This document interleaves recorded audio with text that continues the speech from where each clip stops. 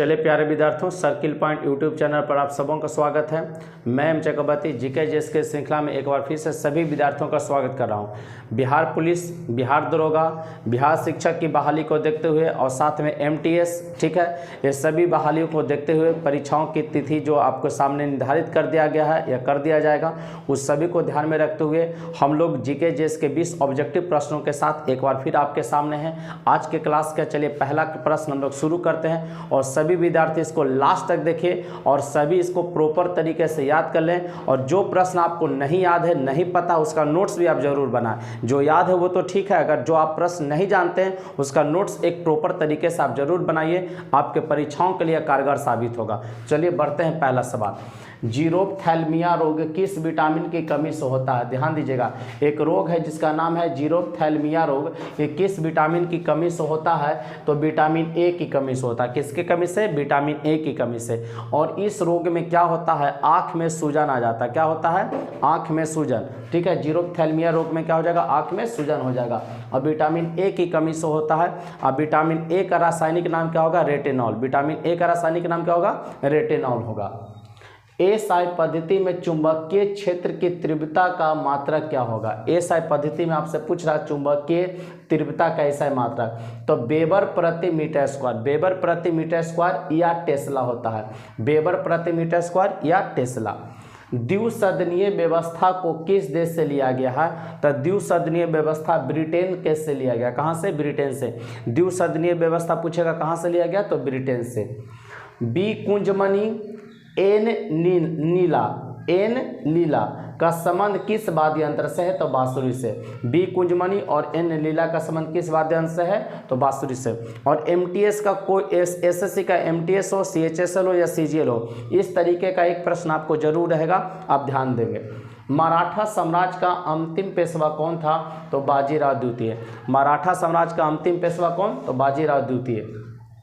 जब हवा महीन बालू को उड़ा कर ले जाती है, जब हवा महीन बालू को उड़ा कर ले जाती है और एक किला का निर्माण करती है तो उसे क्या कहते हैं? टिब्बा कहते हैं। क्या कहते हैं? टिब्बा।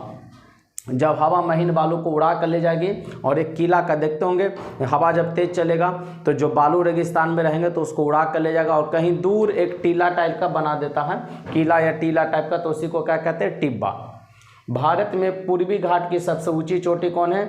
जिंदागढ़ा पीक। जिंदगढ़ा पीक। भारत में पूर्वी घाट की सबसे ऊंची चोटी कौन है? जिंदगढ़ा पीक, आंध्र प्रदेश में। कहाँ? आंध्र प्रदेश में।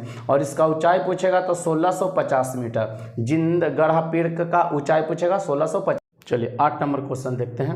मैक मोहन रेखा पूछेगा, जो कि मैक मोहन रेखा भारत और चीन के बीच में है, जो भारत के किस राज्य में? मैक मोहन रेखा पूछेगा किस देश के बीच में सीमा बनाएगी? तो भारत और चीन के बीच में। जो भारत के किस राज्य में है? तो अरुणाचल प्रदेश में। भारत के किस राज्य में? अरुणाचल प्रदेश में।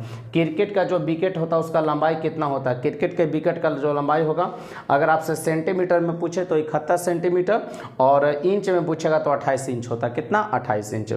हड़प्पावासी हथियार बनाते थे। हड़प्पा के जो लोग थे किसके हथियार बनाते थे? पत्थर तथा तांबा का। पत्थर का शुरुआत में बनाते थे, फिर तांबा का ज्ञान हुआ तो तांबा का बनाने लगे थे। चलिए अगला देखते हैं। चावल के लिए आवश्यक तापमान पूछेगा कितना डिग्री होता है? तो चावल के लिए जो आवश्यक तापमान होगा वो 25 डिग्री सेल्सियस होता है। कितना? 25 डिग्री सेल्सियस होगा। और वर्षा पूछेगा तो 100 से 150 सेंटीमीटर वर्षा इसके लिए अच्छा होता माना गया। 100 से 150 सेंटीमीटर वर्षा। वेम्पति चिन्ना सत्यम। वेम्पति चिन्ना सत्यम किस नृत्य से संबंध रखते हैं? तो कुचिपुड़ी। वेम्पति चिन्ना सत्यम किस नृत्य से संबंध रखेंगे? कुचिपुड़ी। और कुचिपुड़ी किस राज्य का है? तो आंध्र प्रदेश का। कुचिपुड़ी किस राज्य का नृत्य है? तो आंध्र प्रदेश का, याद रखेंगे। प्रतिहार वंश का संस्थापक कौन था? प्रतिहार वंश का संस्थापक तो नागभट्ट प्रथम। कौन था? नागभट्ट प्रथम। प्रतिहार वंश का पूछेगा संस्थापक कौन? तो नागभट्ट प्रथम, याद रखेंगे। नमस्ते योजना जो कि अगस्त 2022 में आया था, संबंध किससे है? नमस्ते योजना का संबंध किससे है और कब आया? तो बोलेंगे अगस्त 2022 में। तो संबंध है सामाजिक न्याय और अधिकारिता मंत्रालय से। सामाजिक न्याय और अधिकारिता मंत्रालय से संबंध होगा नमस्ते योजना का। पल्लवों के शासनकाल में जहाँ व्यापारी और बनिया रहते थे उसे क्या कहते थे? पल्लवों के शासनकाल में जहाँ व्यापारी और बनिया रहते थे उसे क्या कहते थे? नगरम कहते थे, नगरम कहते थे। ठीक है, नगरम याद रखेंगे। इडुक्की बांध किस नदी पर स्थित है? तो पेरियार नदी पर। इडुक्की बांध किस नदी पर? पेरियार नदी पर, केरल में। पेरियार नदी पर, केरल में। इंडियन ओपिनियन अखबार गांधी जी द्वारा कहाँ शुरू किया गया था?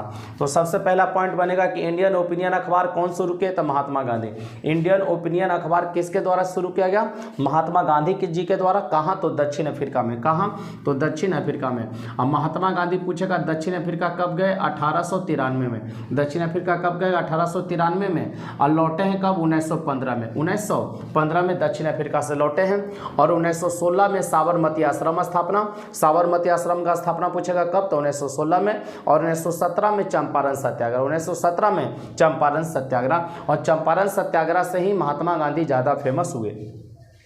भूमध्य सागर का सबसे बड़ा द्वीप कौन सा? सिसिली द्वीप। पूछेगा भूमध्य सागर का सबसे बड़ा द्वीप कौन है? तो सिसिली द्वीप है, जो कि इटली में। इंदिरा गांधी राष्ट्रीय कला केंद्र कहाँ है? इंदिरा गांधी राष्ट्रीय कला केंद्र पूछे तो नई दिल्ली जवाब होगा। क्या जवाब होगा बच्चों? नई दिल्ली।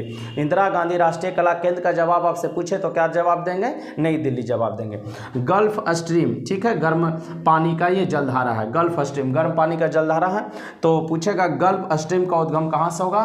तो बच्चे आपका जवाब क्या होगा? मैक्सिको की खाड़ी। कहाँ? मैक्सिको की खाड़ी। तो बच्चों 20 प्रश्नों का जो हम लोग का सीरीज था, श्रृंखला था, इसको समाप्त करते हैं। और समाप्त हुआ और आप सभी इसे याद कर लीजिएगा। ठीक है, आपके जो भी बिहार पुलिस है, बिहार दरोगा होगा, MTS हो जाए या बिहार शिक्षक है, अगर GS पूछे जाएंगे तो वहीं से पूछे जाएंगे। ठीक है, आप लगभग 20 प्रश्न डेली याद करते हैं तो महीने में 600 प्रश्न होते हैं। तो ये जो आपका कॉन्फिडेंस बढ़ेगा ये काफ़ी महत्वपूर्ण है। तो बढ़िए, कल के क्लास में मिलेंगे हम लोग। तब तक ले जय हिंद, जय भारत, बेस्ट ऑफ लक।